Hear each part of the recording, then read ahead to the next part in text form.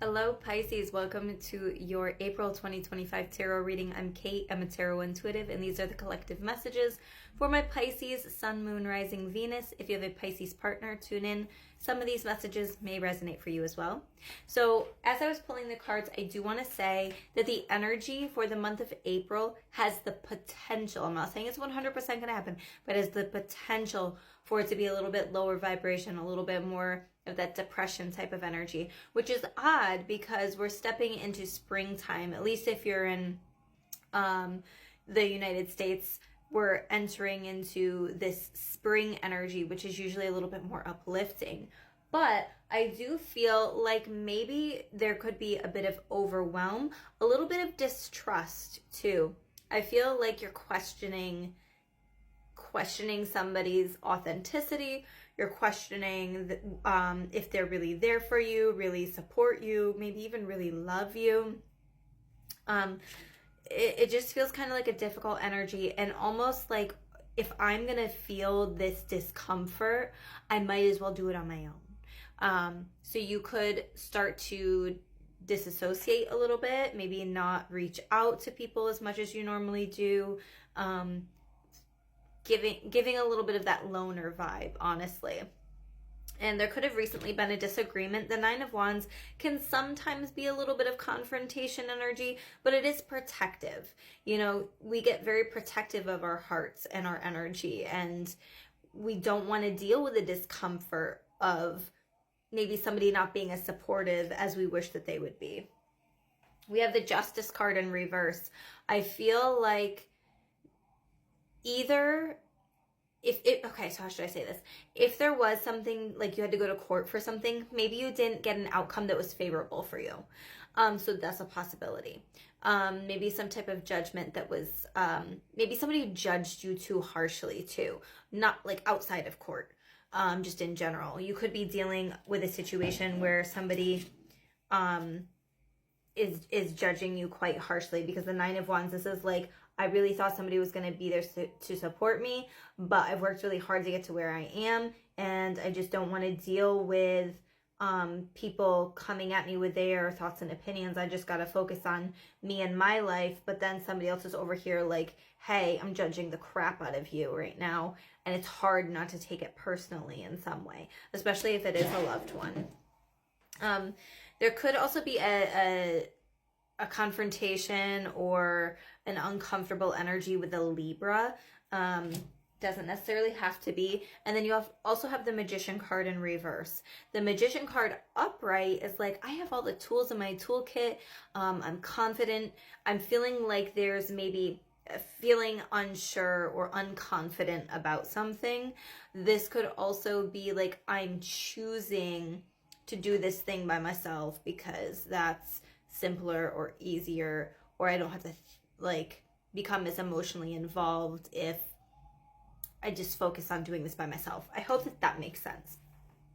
Now, not everything is like dark and depressing, okay? For some crystals that might lighten up the energy, we have Dalmatian stone and tiger eye. This is going to be great for your solar plexus. So if you are starting to feel maybe some pessimism coming through or some darker energies, working with Dalmatian stone or tiger's eye could potentially lift your spirits.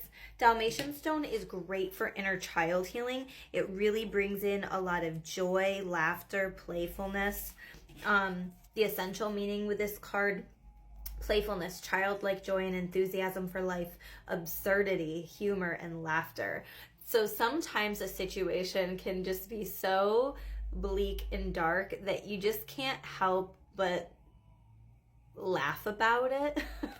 You know what I mean? Some situations are just so absurd. Maybe that's what I'm looking for, is maybe some situations are just so absurd that you can't help but laugh about it. Like, out of all the things and all the people, it had to be that thing and me. Like, it just feels like bringing laughter into the situation is really going to help lighten the mood.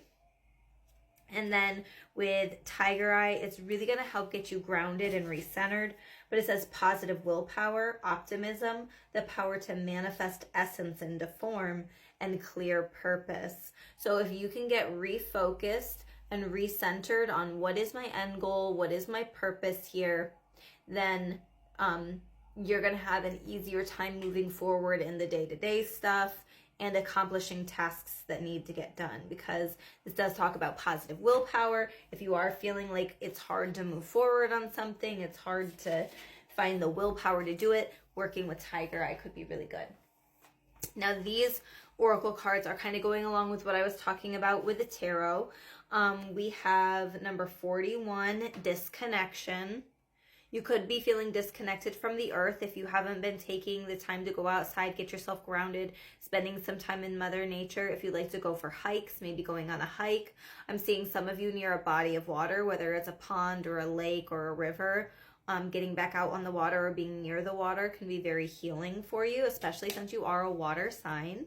And then you also have number 27, loneliness, right? There's a difference between being lonely and being alone.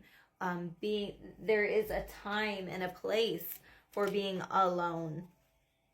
And it's important to have alone time, as long as we don't take it to the extreme of now we're like just cutting off all communication and we're staying in this energy for an extended period of time. So this card, loneliness, says you can be solitary without feeling lonely. Your true power comes from the inside out. Are your fears real? You cannot let unnamed fears interrupt your own peace of mind. You should be aware of your ancestors and the bloodlines that have created you. The duality here is solitary versus lonely, fearsome versus fearful. So do you have some fears in your life that have been established either through a past situation that you've been through, or maybe it's like an ancestral fear, an ancestral trauma that you're carrying from the past?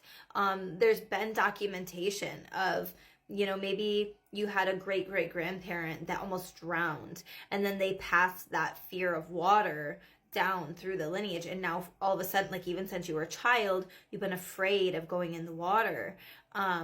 And so that's that cellular trauma, and that gets passed through the DNA through the generations. So there could even be some ancestral trauma, ancestral fears. That's why I think that it's saying you should be aware of your ancestors and the bloodlines that have created you, because that's also establishing what you're like maybe hidden fears are coming to light. Like, oh, I didn't realize I was afraid of this. Maybe I wasn't aware that I was afraid of commitment. Maybe I didn't realize that I was afraid of somebody being dishonest or distrustful. I thought that I could handle anything.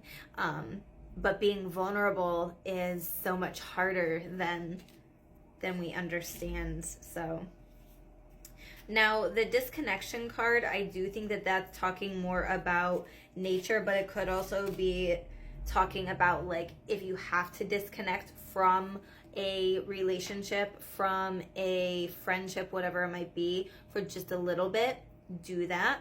But it doesn't feel like it's a final ending. It's just like, take a beat, right? Take a day, take a few hours, and then respond to something. But don't allow yourself to go the whole month with being completely disconnected from everybody. I don't think Spirit's encouraging you to do that. But these are the messages that I have for you. I hope that they resonated. If they did, please give this video a thumbs up and follow me for more videos like this. And don't forget to book your personal reading on my website, crystallizewithkate.com.